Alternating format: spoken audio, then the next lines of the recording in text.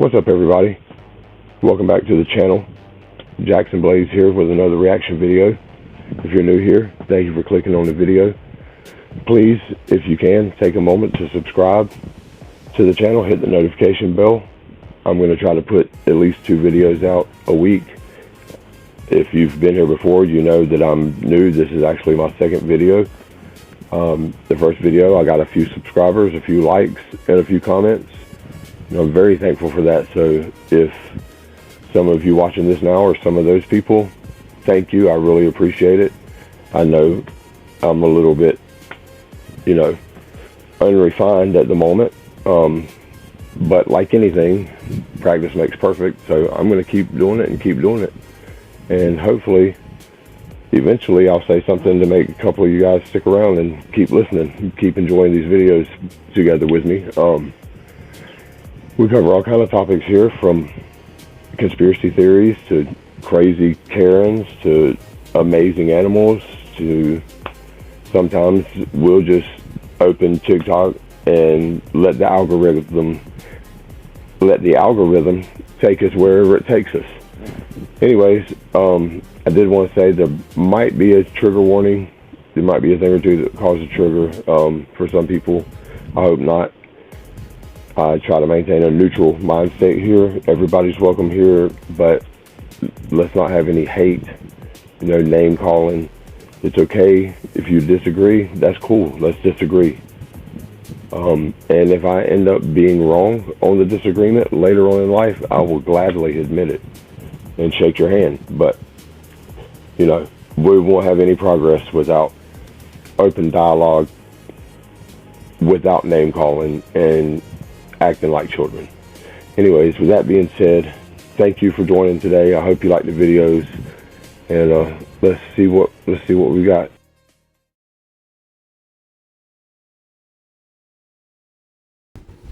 All right, let's get to it.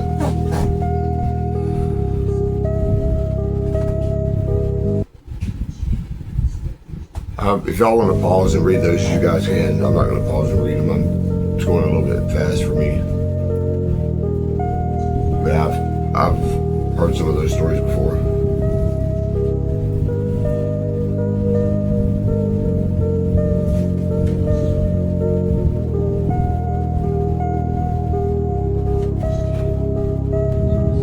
In 2003, Khalid al-Masri boarded a bus for a New Year's vacation. He never made it home. CIA agents grabbed him at the border. They said his name matched a terrorist. Within hours, he was drugged, stripped, and thrown onto a plane. When he woke up, he was in a concrete cell in Afghanistan. No trial, no lawyer, no contact with the outside world. For 5 months, they tortured him. Waterboarding, sleep deprivation, psychological abuse designed by CIA psychologists. The problem? They had the wrong man. Khalid was just one of hundreds kidnapped through the CIA's extraordinary rendition program. I want to stop right there for just a second. You just said he was one of hundreds of people kidnapped. And he was the wrong guy. They waterboarded this guy. Flat out tortured him. It was the wrong guy. That's got to be rough. But then again, what if it had been the right guy? And they had chosen not to take him and do all of this stuff because they weren't quite sure. And then in that scenario, instead of an innocent man being tortured, a guilty man gets to go free. What do you guys think? Let me know. Let me know in the chat.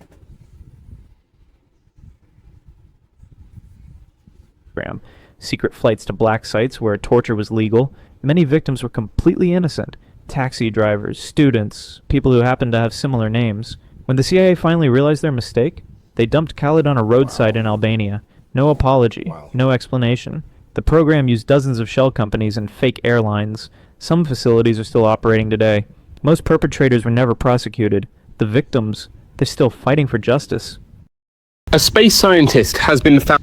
found dead after she warned, "My life is in danger," in the latest in a number of mysterious cases. 11 people working close to US space programs have now died or gone missing recently, with Donald Trump now vowing to uncover the truth. The latest person to be identified is 34-year-old Amy Eskridge. Conspiracy theories around her death have ramped up in recent days after an unearthed interview saw her voice grave concerns over the consequences of her job. She had said in an interview in 2020, "If you stick your neck out in public, at least..." There sure has been a lot of people coming up missing around this gravity and anti-gravity and space travel and stuff like that. And I mean, a lot of people, I can't think of all their names right off the top of my head. I could Google them. But I mean, I've been hearing about several of them who have just come up missing, like going hiking and just come up missing. I mean, I hate to just jump right on every old conspiracy, but that does seem a little bit suspect. What do you guys think? Let me know in the comments. At least someone notices if your head gets chopped off. If you stick your neck out in private, they will bury you. They will burn down your house while you're sleeping in your bed, and it won't even make the news. In 1953, Dr. Frank Olson went to a work retreat with his CIA colleagues. He never came home alive. 9 days after someone secretly slipped LSD into his drink, Olson crashed through a hotel window in New York, 10 floors down. The government called it suicide, said the drugs made him crazy. His family believed them for 22 years. But when they finally investigated, they discovered the truth was much darker. Olson worked on biological weapons. He was planning to quit. He wanted to expose the CIA's experiments on people who had no idea they were being used as test subjects. The agency couldn't let that happen. Forensic experts found something chilling. Olson had been struck in the head before he went through that window. He didn't jump. He was murdered. The CIA staged his death to silence him forever. Despite decades of court battles, most of the files about Olson's assassination remain locked away. Some secrets are too dangerous to ever see daylight.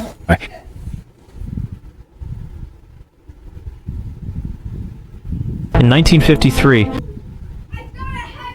What do y'all think about that last one? I've noticed there's a few videos so far about the CIA. Man, those guys seem to be into a lot of different things, huh? Before we go any further, I would like to say that this video is strictly for entertainment purposes. Don't take anything that I say or that we discuss on here as truth or fact. We're just having a good time checking out these videos. I didn't make the videos, I'm just observing them and, reacting with my opinion. So, anyways, entertainment purposes only. But let's get back to the videos. I'll shut up now. Sorry.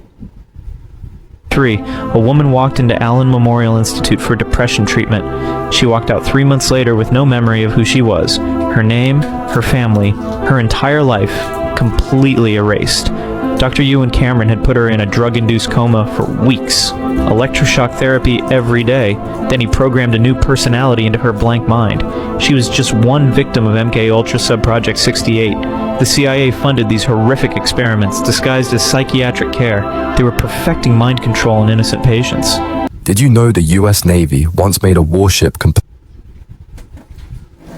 Man, that MK Ultra,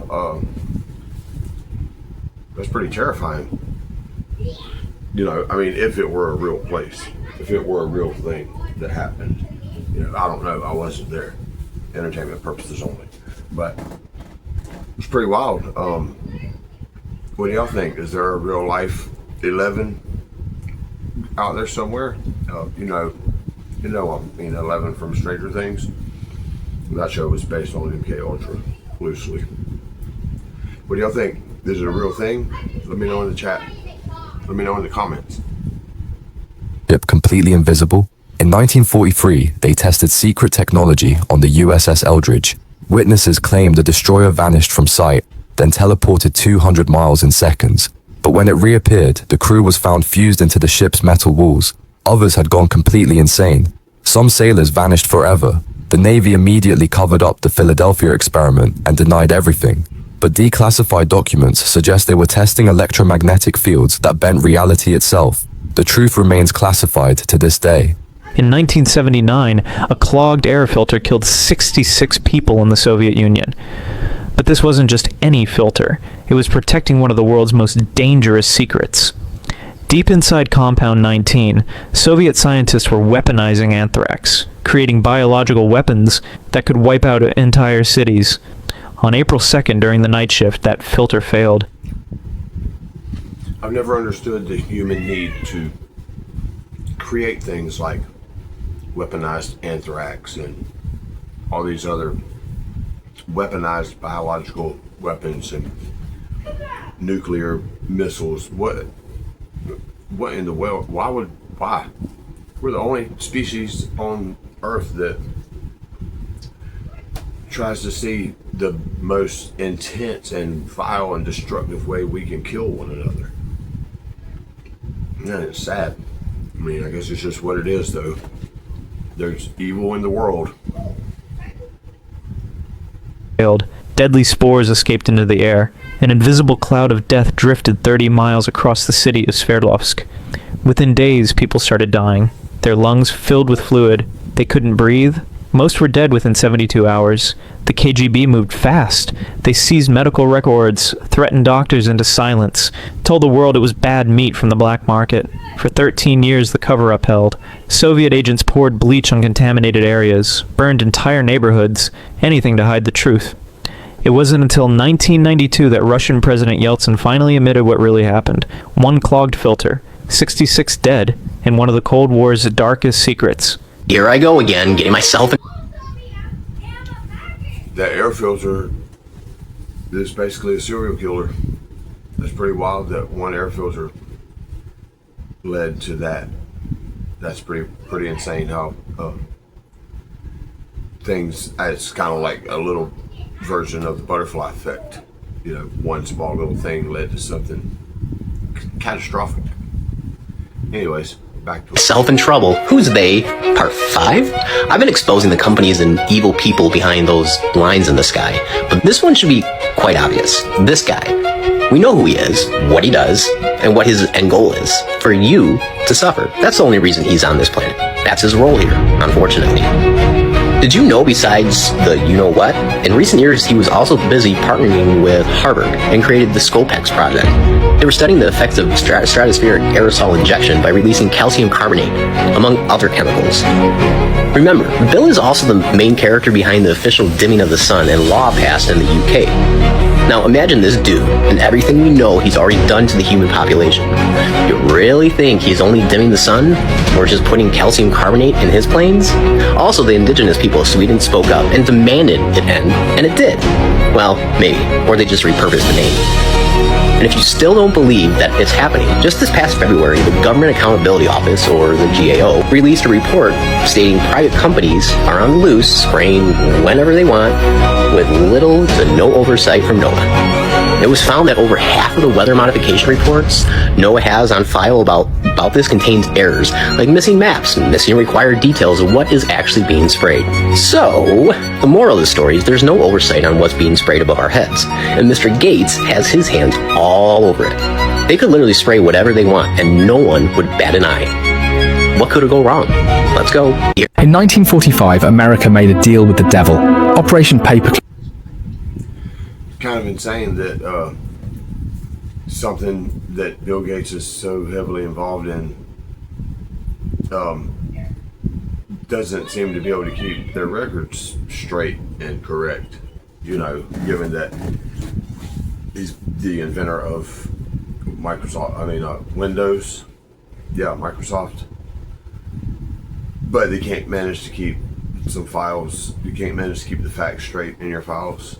I mean, come on, man. This is, I don't know, entertainment purposes only. What do you guys think? Let me know in the comments. Paperclip brought over 1,600 enemy scientists to American soil, war criminals who had tortured prisoners and built weapons of mass destruction. The most famous was Werner von Braun. He used slave labor to build rockets that rained death on innocent civilians. Thousands died from his creations, but America needed his knowledge. The agency created fake identities, destroyed evidence of their crimes, even brought their families over to start new lives.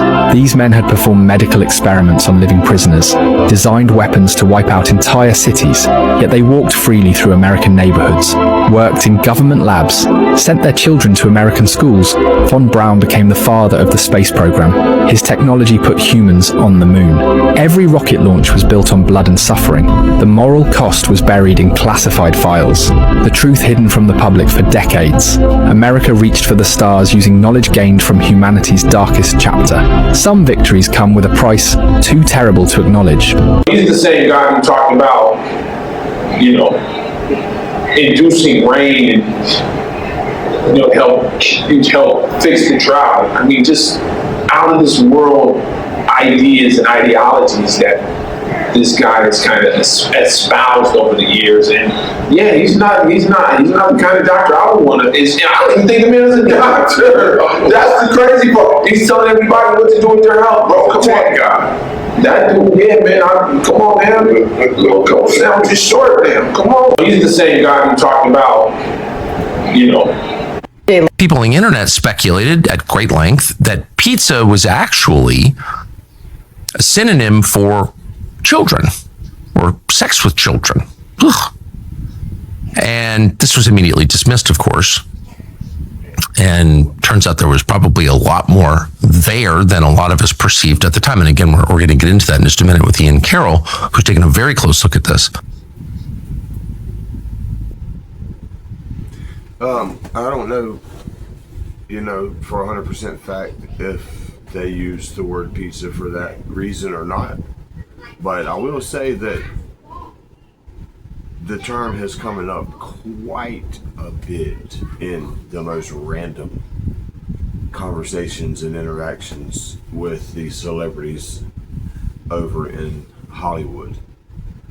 I mean, at this point, there's pretty much no denying at this point that Hollywood is run by some pretty dark forces, and they're going full force.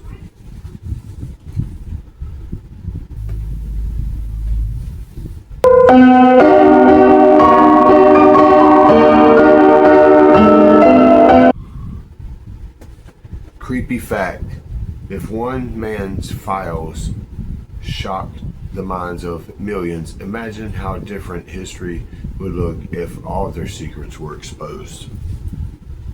Yes, imagine.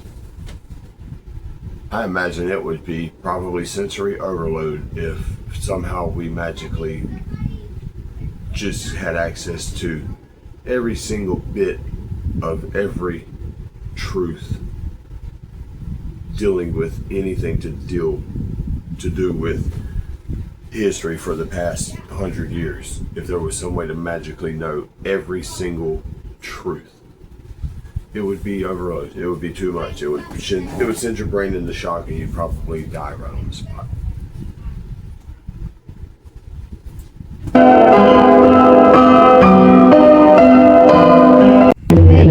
Hey, are you even paying attention to me right now?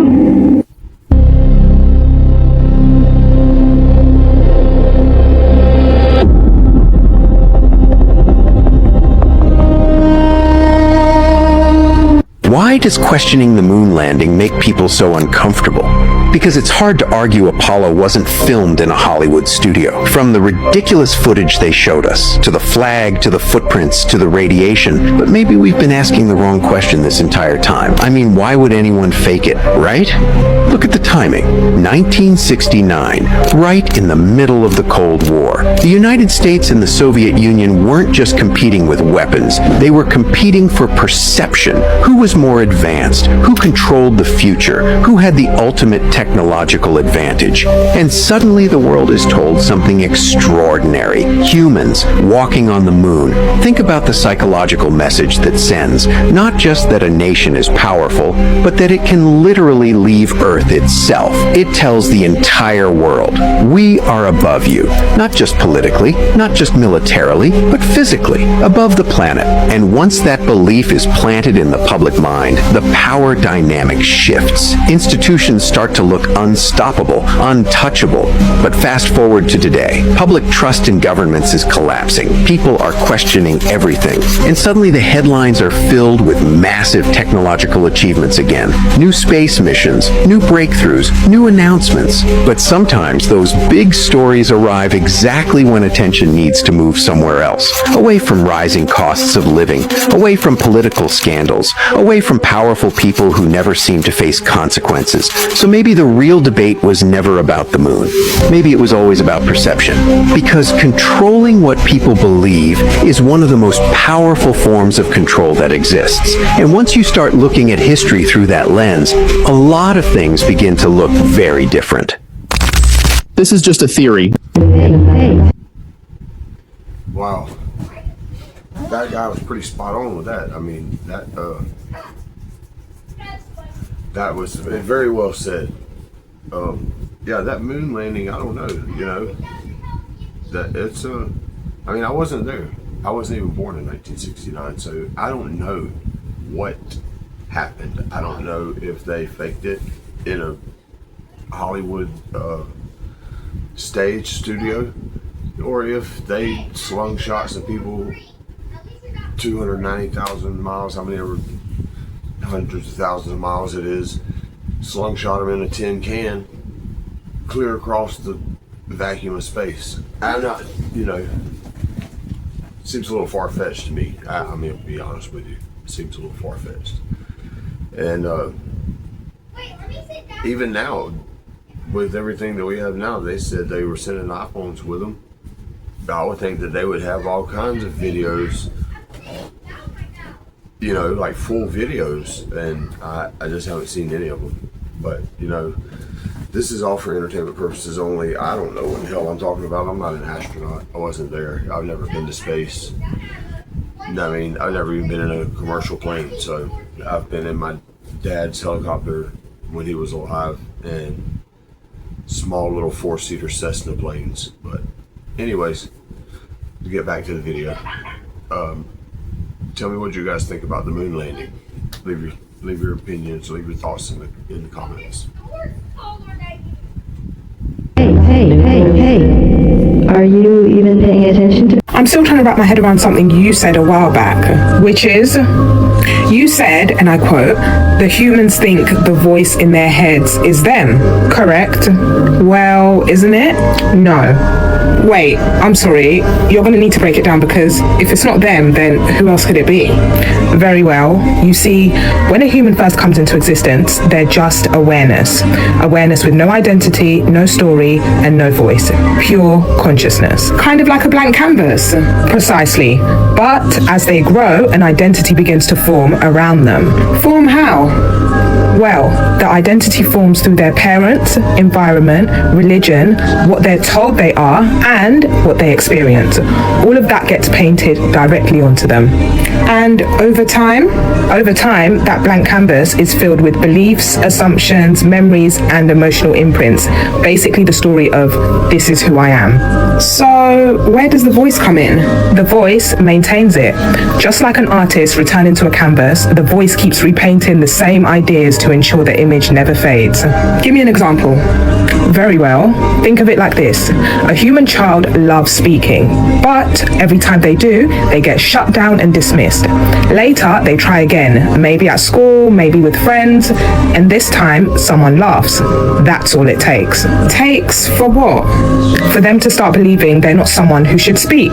So that then becomes their identity. Exactly. And the voice exists to protect it. So every time they try again, it immediately reminds them of who they are. By that logic, the only way out must be to hear it and go against it, right?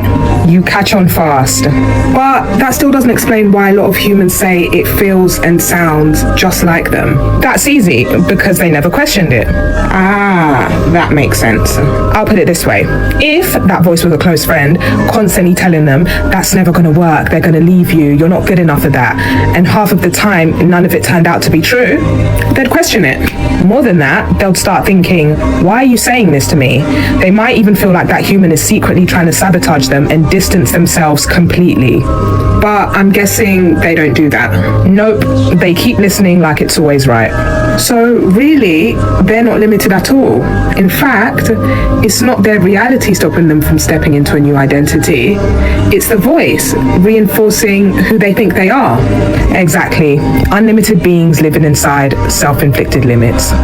There are people who swear they lived an entire life and then woke up to find out none of it was ever real. These aren't dreams. Doctors have documented cases where people were knocked unconscious for seconds, sometimes minutes, and during that time their minds created entire lifetimes. They remember falling in love, getting married, by using DMT. Now, I do not condone the use of any drugs. Neither does this channel or anybody affiliated with this channel. But I've seen a lot of videos about people using methyltryptamine, DMT it's called, and a lot of them describe this exact same thing. Like, I guess the high only lasts about 10 or 15 minutes, and these people lived entire lifetimes in their head, and like I said, had children, wives, a family, a life, and literally grieved about it afterwards, sometimes for long periods of times. It's mind-blowing. It's mind-blowing to say the least. It's very interesting concept, and it's something that's hard to wrap your mind around. Have any of you ever experienced anything like that? If so, let me know in the comments below.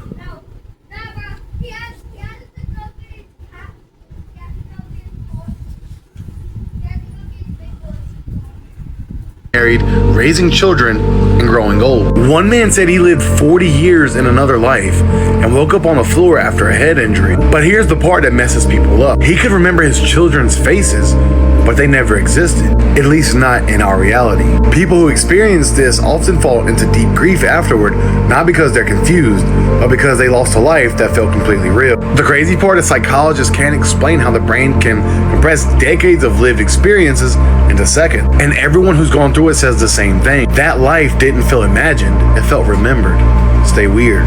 Also, I would like to say thank you guys for 20,000 followers on TikTok. I didn't know if this news page they lived entire lifetimes, 40 or 50 years, in just a matter of seconds that they were unconscious. Or in the case of the people on DMT, for 10 or 15 minutes of being in this hallucinogenic state.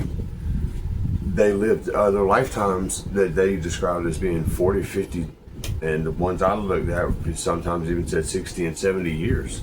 So what if that's what this is? What if we're living in a memory or some type of hallucinogenic trip, and our actual body is somewhere else, knocked out, or we just took a hit of DMT 5 or so minutes ago and we're in one of those lifetimes that seems so real and seems like it's lasting. But in my case, I'm 48 years old. And what if somebody wakes me up tomorrow and they're like, no, you just fell off that ladder and hit your head, got knocked out like 2 minutes ago. What are you talking about?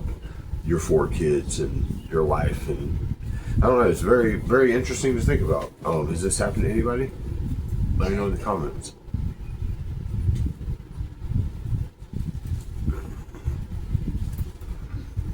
page would work, and it seems to be doing pretty well. So just want to thank all of you for following, liking, and sharing. The thing that I'm about to tell you is a conspiracy. It is not the truth. It is just a thought. All right, look at this mascara. When I drop it, the textbook tells you it's gravity. Gravity pulled it down. But I asked a physicist how mass pulls mass without touching it, and they'll give you a math equation, not an answer. But the truth is, this mascara isn't being pulled, it's being steered. The Earth's surface is a constant negative charge. The upper atmosphere is positive. Between the ground and the sky, there's literally an electric field. It's about 150 volts for every meter you move up. We aren't living on a rock, we're living inside a giant capacitor. The mascara falls because it's seeking ground, it's seeking the electrical equilibrium. If you change the charge of an object enough, gravity stops working. We've seen this in the labs for decades, but it would ruin the space narrative, so it stays off the news. Think about space. They say we have a pressurized atmosphere sitting right next to an infinite vacuum. Ask an engineer, what happens if we have high pressure tire and you poke a hole in it? The air doesn't stay inside because of gravity. It explodes outward to fill the void. To have pressure, you must have a container. No container, no pressure. Which means we are in a closed system. Now connect the dots with me. In 1962, the height of the Cold War, the US government starts a project called Operation Dominic. In Latin words, that means of the Lord. And the specific series of high-altitude nukes they launched, they named it Operation Fishbowl. They weren't just testing weapons, they were tapping the glass. On July 9th, 1962, they launched a 1.4 megaton nuke called Starfish Prime. And when it went off 250 miles up, the explosion didn't look like a sphere. The plasma hit something. It flattened out and splashed like a ripple on a pond. They weren't fighting the Soviets, they were testing the structural integrity of the firmament. And this is why they stopped. This is why every major nation, countries that can't agree on a single border or trade deal, suddenly signed the Antarctic Treaty at the exact same time. Why is Antarctica the only place on Earth we aren't allowed to explore? Because that is the parameter. That's where the glass of the fishbowl meets the floor. They don't want you down there because if you keep going, you don't find more ice. You find the wall. You find the end of the container. They realized that the fishbowl was real and indestructible. They realized that they couldn't get you out, so what did they do? They built a fake exit. They turned the firmament into outer space and told you that you were a speck of dust in a vacuum. Instead of the truth, you are in a protected, pressurized, electrical masterpiece that the Lord has created for us. Call it gravity so you don't look for the power. They call it space so you don't look for the wall. They keep you away from the edge so you never realize that you are in a cage. One of the craziest things you probably never heard of. I mean, I don't know, man. The Bible does say we live in the firmament, and the way it describes it.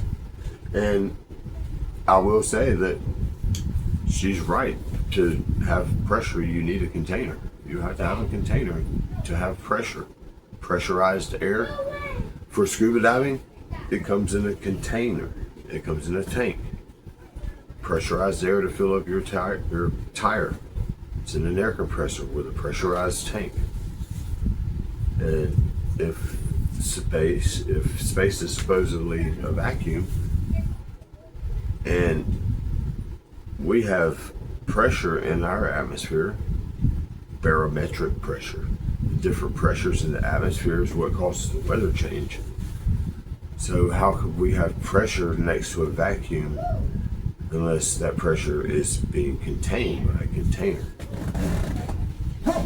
So to think about, none of this is something that I know for a fact. I've never flown into space and turned around and looked back at the Earth and been like, oh look, it is a globe, or oh look, it is flat, or oh look, it is a cube, or whatever.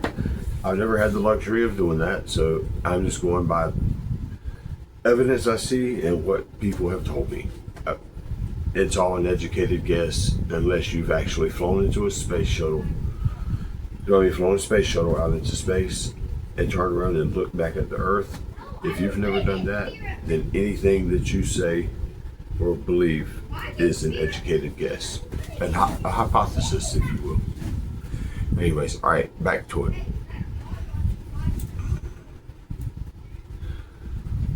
Is the fact that the United States government, through Lockheed Martin, which is a defense contractor, literally sent an entire airplane full of passengers into a wormhole, which God knows where they came out on the other side. They're probably dead. Now, the reason I believe this was Lockheed Martin is because UFOs will hover over nuclear test sites and turn the army shit off. They do a bunch of stuff that is counterintuitive to wanting to destroy us. So it doesn't make sense that they would just send a flight full of passengers into the middle of nowhere, into God knows where, in the middle of space, who knows. It makes more sense that the government would have authorized the use of this technology in order to find out if it actually works. And we know that Lockheed Lockheed Martin has these sort of egg-shaped crafts, which is what you see in this video. You see these three egg-shaped crafts hover around this plane and completely dematerialize it, and that footage is completely real. We have no idea where any of those 300 passengers went. We have no idea what happened to the majority of the plane. They say, oh, there's a little wing in the middle of they found a wing in the middle of the ocean. They didn't find anything else, and it was barely enough to even call it that. And before you start calling me names, just take a look at the footage, and it's completely indescribable. You can't describe that with normal words. You can only say that's some sort of advanced technology that the government has, or some sort of advanced technology that the extraterrestrials have. And I have no reason to believe they're any worse than our government. So let me get this straight. You still believe these people are in outer space right now, heading to go around the moon? I mean, yeah, I kind of believe it, but I guess there's things I don't understand, and you have a jar of milk, which definitely builds ethos with certain audiences. So let's see what you have to say. I got my shirt on. I'm ready to go. Why are the two photos they shared of Earth pretty much the same? I know. Some people might call this misdirection in the form of a rhetorical line of reasoning, where we lead our audience down one avenue of questioning when in reality there's a much more productive and pertinent question that needs to be asked. The question, are the clouds the same, has a pretty clear answer. Yes, they are pretty much the same. But the question that we should be asking is, are these actually the same picture? And you can just go to NASA and look. I found those pictures on NASA's website, and one of them was posted on April 2nd, and the other one was posted on April 3rd, but clarifies that it was taken on April 2nd. And on the original, it advertises it as one was taken during the day and one was taken at night. But NASA doesn't say that on any of these photos. One of them just shows the backlit dark side of Earth. The other one, which is pretty much the same, is taken at a different exposure. So I just picked a couple of clouds in the ocean, you zoom in on those, and you can tell they are definitely the same clouds, but they're not exactly in the same formation. I had to brighten one up, but like, if we ask the question, don't the clouds kind of look the same? The answer is yes, they absolutely do. If we stop there and then imply that there's some sort of fakery going on, then that's going to be enough to confirm our already pre-existing biases. There are two important things happening here, and they occur all of the time before we get into more cloud talk. One of them is an argument from incredulity. That means that because we don't understand something, we use our own lack of understanding as a rationale for that thing to not be true. Another one is an appeal to incredulity. That is where we move an audience by saying, doesn't this not make sense to you, therefore it's not true. Both of those things are going on at the same time here. But like I said, the clouds seem to be a real sticking point. Here is historic photos of Earth taken by NASA, and when you zoom in on these photos, you can find some interesting things, like the exact same cloud formations, almost as if they are copied and pasted in Photoshop. Well, I googled it, and Gemini told me that NASA does composite photos, so it's definitely true, right?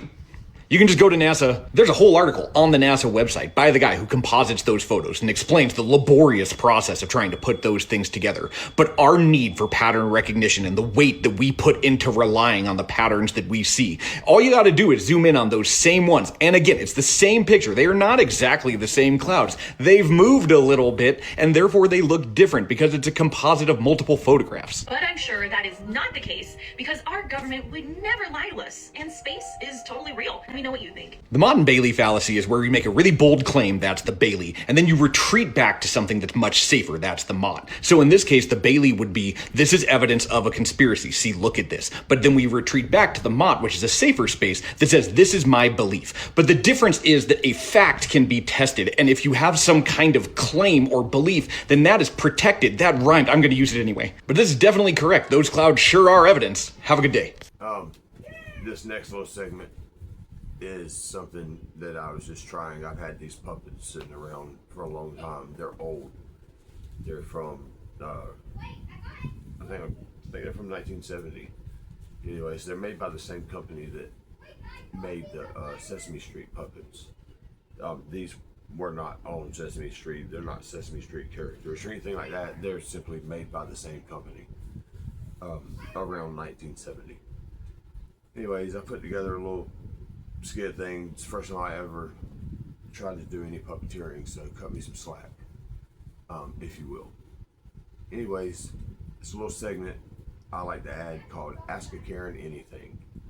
And hopefully, in the near future, I will be able to look through comments and pick questions that people in the comments ask.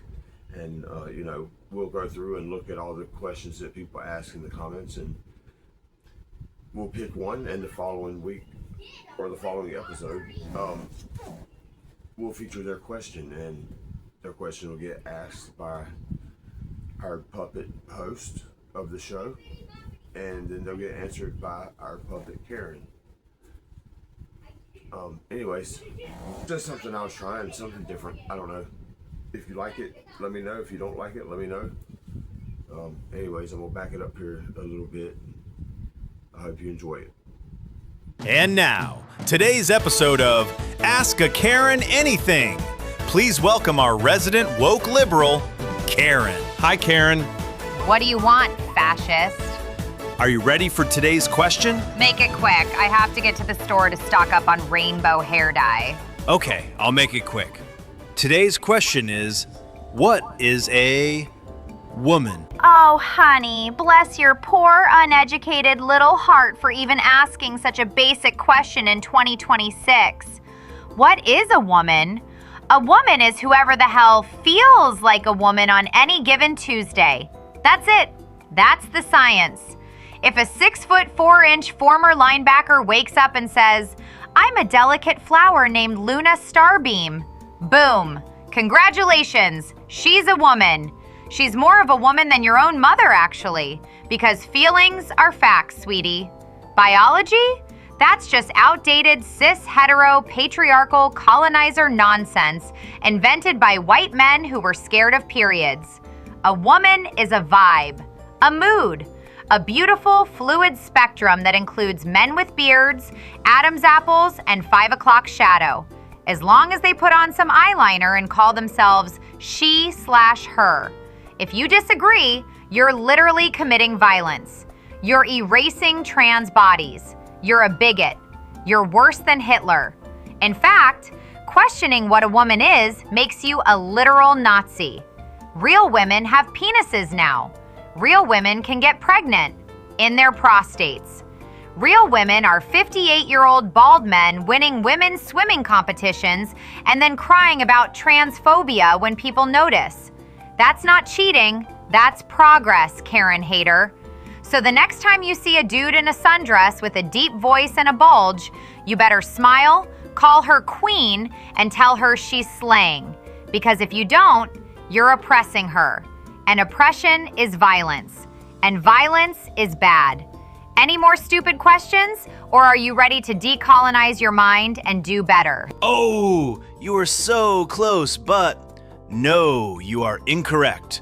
The correct answer is an adult female human with XX chromosomes. But hey, thanks for showing us all just what a flippin' idiot you are. Okay, folks, that concludes this episode's segment of Ask a Karen Anything. And remember to like the video, subscribe to the family, and leave a comment with your question for Karen. And maybe your question will get a reply from Karen in our next episode. Thank you all for watching, and have a beautiful day. Anyways, hopefully you guys like it. If you like it, I'll continue to try to make it better. As you can see behind me here, I have 6 of them all together, so I'm sure I could come up with some funny little skits. My problem is I can only control one of them at a time. I don't have anybody to help me control them, and some of them actually have double sleeves, which are designed for one puppeteer puts his hands in the sleeves and another puppeteer works the mouth, and you have to obviously be in unison with that, and it takes a lot of time and working together to get the hands and the mouth movement. And it's just me by myself. I don't have enough hands, for one thing. But anyways, I hope you guys liked it. If you're new here, or if you halfway like what I'm doing, or want to show a player a little love, if you will, hit the subscribe button, click the bell, so maybe if you like the videos, next time I upload one, it'll notify you and you can check it out and see if I've gotten better at doing puppets. Thank you for watching. Have a blessed day, and I just wanted to leave you with this last video. Just something a little positive, because all these negative conspiracy theories and end of the world whoa, you know, that stuff gets overbearing, and we need to take time to remember that there are beautiful things in life. And while some groups of humans seem to be hell-bent on causing chaos and destruction, there's a world full of beautiful, bright, wonderful people who love each other and respect each other and have common decency. And that's what we should all strive to be a little bit more like. We're all different. We have differences. Some of us are a lot more different than others, and that's okay. You know, but at the same time, when you share different ideologies and different beliefs, you have to learn to be able to talk to each other about those differences without losing your temper, and understand that that person has a perspective just like you do, and just like you have reasons for that perspective, that other person does too. Sometimes people's beliefs and ideologies are just too far extreme for a particular individual, and if that's the case, then don't stay away from those people. Avoid them. Don't deal with them. Unfortunately, sometimes we have to, and the world's not a perfect place, but we should just strive to do the best we can. Orangutans are teaching humans how to heal destroyed rainforests. At Borneo's Sepalak Rehabilitation Center, something incredible is happening. Young orangutans like Daisy and Jelipat were rescued from palm oil plantations. Their forest homes were cut down. They had nowhere to go. But these amazing apes did something nobody expected.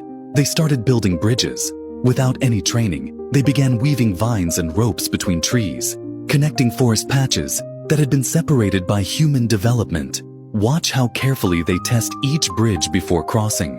One wrong step could be deadly. But here's the most incredible part.